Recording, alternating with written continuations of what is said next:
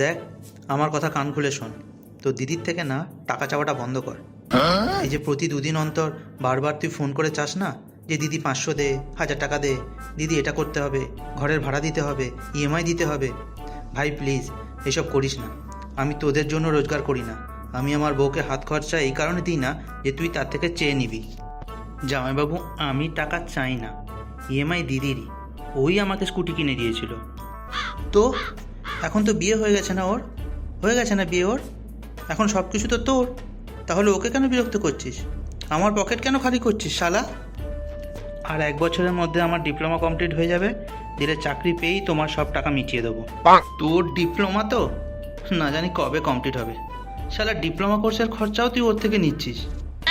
লজ্জা বলে কোনো বস্তু তোর মধ্যে আছে?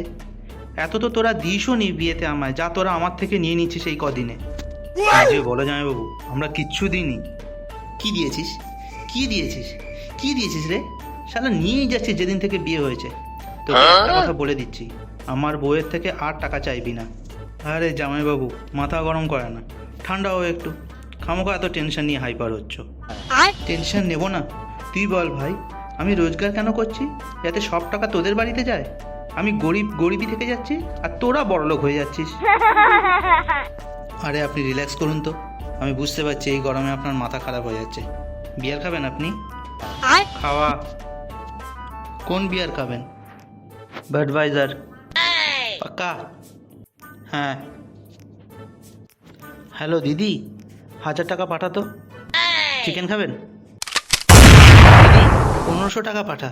হ্যাঁ 1500 সেন্ড কর। চলুন জামাইবাবু চলুন। হ্যালো।